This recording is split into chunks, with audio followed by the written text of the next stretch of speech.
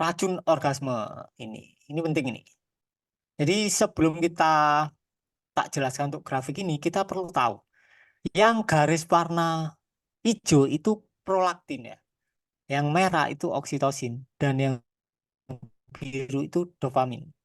Jadi untuk prolaktin, kita perlu tahu fungsi dari prolaktin adalah hormon kekenyangan atau hormon kebosanan. Jadi kalau prolaktinnya hack, artinya kita ada di fenomena kekenyangan. Kalau di area orgasme ya berarti kita kekenyangan seksual. Tuh. Kalau yang biru ini dopamin adalah hormon kenikmatan atau hormon hadiah. Jadi semakin intens rangsangannya, otomatis semakin tinggi dopaminnya. Sedangkan hormon oksitosin adalah hormon keintiman atau kemesraan yang membuat kita ingin bersama-sama dengan pasangan kita, ingin peluk-pelukan, ingin kadal-kadal, intim, ciuman, dan lain-lain. Intinya, kalau seorang apa ya, kalau dua pasangan ini oksitosinnya sama-sama tinggi, dia akan sangat sering bersama-sama dan akan sangat terlihat mesra. Itu adalah kondisi di mana oksitosin sangat high dan kondisinya itu kondisi yang sangat bagus. Sampai sini ada yang ingin ditanyakan, Oke Mas? teman-teman, gimana tuh?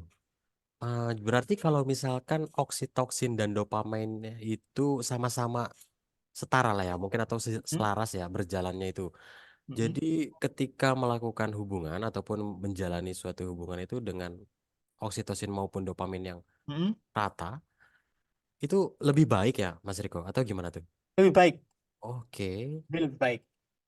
Nggak harus rata, tapi intinya adalah tidak di bawah ambang batas homeostasis. Jadi yang garis lurus di tengah ini oke, itu garis ambang batas keseimbangan atau homeostasis. Kalau di bawah ini berarti sudah sangat-sangat buruk untuk oksitosin dan dopamin ya. Itu sudah perlu ditingkatkan. oke. Dan Apa gini, ada waktu tuh, Mas? hmm, Apakah ada waktu apa? waktunya mungkin? Kayak ini kan di sini ada harinya ya. Mungkin ini Ya, sekitar ini dua ya, minggu ya, Mas ya? ya jadi gini, tak jelasin ya. Oke, Ketika kita nge-seks ya, ketika kita nge-seks, di awal nge-seks, anggaplah kita nge-seks pertama kali ini ya.